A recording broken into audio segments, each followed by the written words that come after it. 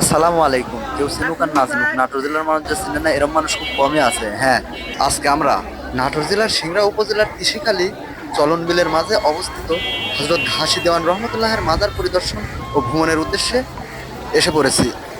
এই হজরত ঘাসি দেওয়ান রহমতুল্লাহের জীবনের সম্পর্কে যদি আপনারা জানতে চান তাহলে তার সংক্ষিপ্ত ইতিহাস বিবরণী দেখলে তা বুঝতে পারবেন। আমরা সেদিকে না গিয়ে আজকে আমরা আপনাদেরকে দেখাবো এই হজরত ঘাসি দেওয়ান রহমতুল্লাহের মাজারকে কেন্দ্র করে এখানে বিভিন্ন রকমের যে খাবারগুলো বিক্রয় করা হচ্ছে, আজকে আমরা সেগুলোই আপনাদেরকে দেখাবো ঘুরিয়ে ফিরিয়ে। চলন বিলের মাঝে অবস্থিত এই মাজারে প্রতিদিন হাজারো দর্শনার্থী ও ভক্তবৃন্দ আসেন তাদের মনস্কামনায় সিন্নি ও তাবারক বিতরণের জন্য। তাছাড়াও হাজার হাজার পর্যটক এমনিতেই ভ্রমণের উদ্দেশ্যে এই জায়গায় আসে। দর্শনার্থী ও ভক্তবৃন্দের উপচে ভরা ভিড়কে কেন্দ্র করে এখানে অনেক লোভনীয় ও সুস্বাদু মজার মজার খাবারের দোকানের সমাহার বসিয়েছে দোকানিরা। শুধু খাবারের দোকানই নয়, এখানে রয়েছে বিভিন্ন প্রকারের প্রসাধনী ও দৈনন্দিন জীবনের যে টুকিটাকি চাহিদা সেগুলো মেটানোর জন্যও কিন্তু অসংখ্য দোকানপাট। চলন বিলের মাঝে অবস্থিত হযরত ঘাসি দেওয়ান রহমতুল্লাহের মাজারে বর্ষার মৌসুমে পর্যটক ও ভক্তবৃন্দের ভিড় উপচে পড়া হয়ে থাকে, কারণ এই সময়টাতে আসার সুবিধা নৌকাপথে একসঙ্গে অনেক মানুষ আসে পরিবার পরিজনকে নিয়ে।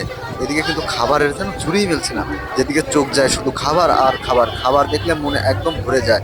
অসাধারণীয় লোভনীয় এই খাবারগুলি এখানকার দোকানিরা অধিকাংশই নিজের হাতে প্রস্তুত করে।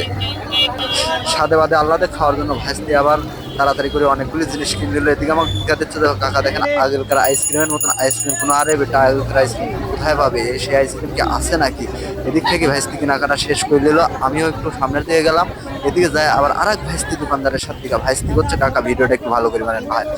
সাইডে ঘাড় ঘোরাতেই দেখি তোরে বাবা রে বাবা, চা চা আবার একবারে সংসারের টুকিটাকি জিনিসের একবারে সমাহার লাগালে বসে আছে। সেদিকে না যাই, আজ আবার 4 অক্টোবর 2025 বিলধরবাসী করছে ঐতিহ্যবাহী একটি নৌকা বাইচের আয়োজন। এই আয়োজনের জন্য আরো বেশি করে চলন মিলে আসে। চলন মিলে যে সারাদিন ঘোরাঘুরি করছে, এখন যে বিলধান নৌকা বাইচ দেখবো, এই জন্য এটি আর দেরি করতে পারেন না, তাড়াতাড়ি যাওয়ার নৌকা তোলা লাগবে। তাছাড়া আবার নৌকা দিবি ছেড়ি, নৌকা ছেড়ে দিলে যাওয়ার তো একবারে সেই চাপ হয়ে যাবে।